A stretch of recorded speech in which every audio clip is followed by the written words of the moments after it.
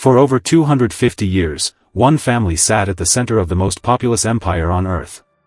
They ruled from the Forbidden City, a vast complex of nearly 10,000 rooms hidden behind walls of deep crimson, a place so deliberately overwhelming in its scale that foreign ambassadors would sometimes weep simply from the anxiety of approaching it. Their emperors were called the Sons of Heaven. Not metaphorically. Literally. The Chinese state religion held that the emperor was the direct link between humanity and the divine order of the cosmos. If the emperor was virtuous, the rivers flowed, the harvests were plentiful, and the empire was at peace. If he was not, floods came. Famine spread. Dynasties fell.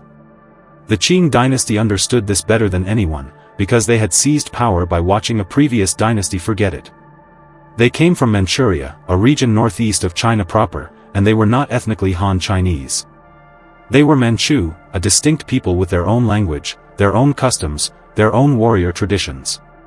When they swept into Beijing in 1644 and declared themselves the new rulers of China, they took on the full weight of Chinese imperial tradition while carefully preserving their own identity.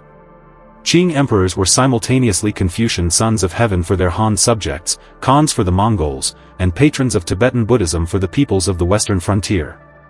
They were masters of performed legitimacy. At their peak, the Qing ruled over roughly 400 million people, controlled an empire stretching from the jungles of Yunnan to the frozen steppes of Siberia, and commanded a cultural prestige that made them the unquestioned center of the East Asian world. And then, in the space of a single morning in February 1912, it was over. Not just the empire. The entire world that had existed around it. The ceremonies, the rituals, the cosmic order the dynasty had maintained for 2.5 centuries, all of it dissolved. And the family that had sat at the center of all that power was suddenly left behind in a world that no longer had any place for them. Some of them adapted in ways that were genuinely extraordinary. Some of them were destroyed. One of them became perhaps the strangest figure in all of modern history, a man who went from being the son of heaven to being a gardener in a communist botanical park, and who seemed, by the end, to consider that a kind of liberation. This is the story of what happened to the Qing royal family after their empire fell. And the details are far more bizarre, far more tragic, and far more human than anything you have probably imagined. Before we go any further, if you find yourself genuinely gripped by stories like this, the ones that fall through the cracks of mainstream history, consider subscribing right now. This channel exists to tell exactly these stories, and there are many more coming. To understand what happened to the family, you first need to understand how the end came, and why it came so fast. By the late 1800s, the Qing dynasty was already bleeding. China had been humiliated by the Opium Wars, forced to cede Hong Kong to Britain and open its ports to foreign trade on terms it never chose. The Taiping Rebellion of the 1850s and 1860s had killed somewhere between 20 and 30 million people, one of the deadliest civil wars in human history, fought partly in the name of a man who believed he was the younger brother of Jesus Christ. Then came the Sino-Japanese War of 1895, which shocked the entire world. Japan, a country China had long considered a cultural subordinate, defeated the Qing military decisively and seized Taiwan. The humiliation was total. Reformers inside the court tried to act. In 1898, a young emperor named Guangxu launched what became known as the 100 Days Reform, a sweeping attempt to modernize China's military, education system, and government. For exactly 103 days, it seemed like the dynasty might actually save itself. Then, the Empress Dowager Cixi, the most powerful woman in Chinese history and the true power behind the throne for nearly 5 decades, staged a coup. She had Guangxu placed under house arrest on a small island within the imperial lake complex, where he would remain, a prisoner in his own palace, for the last 10 years of his life. Cixi's approach was to resist modernization while selectively adopting its tools. It didn't work. The Boxer Rebellion of 1900, a violent uprising against foreign influence that Cixi secretly supported, ended in catastrophe when an 8-nation alliance marched on Beijing and looted the capital. The Qing were forced to pay an indemnity so enormous it took until 1939 to finish paying it off. Cixi died in November 1908. Remarkably, the day before she died, Emperor Guangxu also died, almost certainly poisoned. When scientists tested his remains a century later, they found arsenic levels nearly 2,000 times higher than normal. Cixi, it seems, had arranged to make sure he would not outlive her. The heir Cixi chose on her deathbed was a 2-year-old boy named Puyi. His father, Prince Chun, served as regent. A toddler on the dragon throne was not a sign of institutional health. 3 years later, in 1911, a revolution broke out in the city of Wuchang. It spread quickly. Province after province declared independence from Qing rule. The dynasty's military commanders either defected or refused to fight. By early 1912, the Republican forces controlled most of China, and the regent had little choice but to negotiate. On February 12, 1912, the 6-year-old Emperor Puyi abdicated on behalf of the Qing dynasty. His mother, acting as regent, pressed the imperial seal onto a document that ended 2,000 years of Chinese imperial rule in a single stroke. The terms of the abdication were actually surprisingly generous. The new Republic of China agreed to treat the Qing emperor with the protocol of a foreign sovereign. Puyi would keep his title within the Forbidden City. He would receive an annual stipend of 4 million silver dollars. The imperial household would retain its palaces, its staff, its art collections. In theory, the Son of Heaven was still the Son of Heaven, just confined to a very large, very ornate box in the middle of Beijing. For 12 years, this strange arrangement held. Puyi lived inside the Forbidden City with hundreds of eunuchs still attending to his needs, with imperial rituals still performed, with courtiers still prostrating themselves before him. He received foreign diplomats. He studied English with a Scottish tutor named Reginald Johnston, who became one of the most important influences of his early life. He had no idea how to tie his own shoes. He had never handled money. He had never opened a door himself, because there were always hands to open it for him. Meanwhile, outside the red walls, China was tearing itself apart. Warlords carved the country into competing fiefdoms. The republic was fragmenting. And a growing movement of nationalists under Sun Yat-sen, and later Chiang Kai-shek, was pushing to completely break with every remnant of the imperial past. In 1917, there was actually a brief attempt to restore the Qing dynasty. A warlord named Zhang Sun marched his troops into Beijing, restored Puyi to the throne, and for 11 days China technically had an emperor again. Dragon flags flew over the Forbidden City. Puyi issued edicts. Then Republican forces counterattacked, Zhang Sun fled, and the restoration collapsed. Puyi was back to being the emperor of nothing. The end of his time in the Forbidden City came in 1924, when the warlord Feng Yuxiang seized Beijing and delivered an ultimatum. The articles of favorable treatment were cancelled. Puyi had 1 day to leave. He was 20 years old. He walked out of the Forbidden City with his young Empress Wanrong and a small entourage, and he never went back.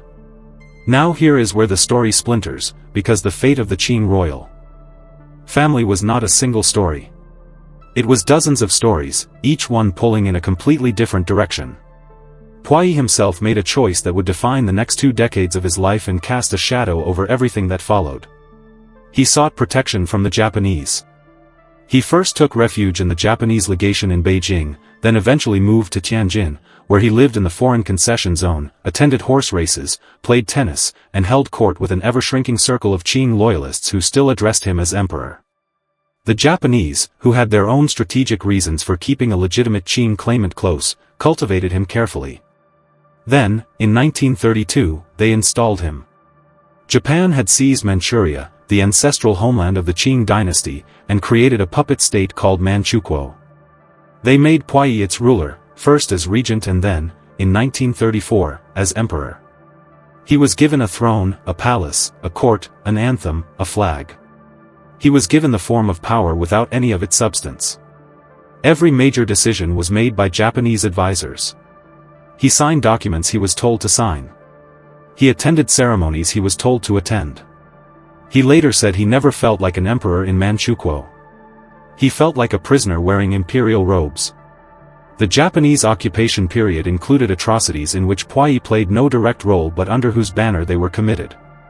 The infamous Unit 731, which conducted biological warfare experiments on prisoners, operated in Manchukuo. Puyi claimed ignorance. Historians have debated that claim ever since.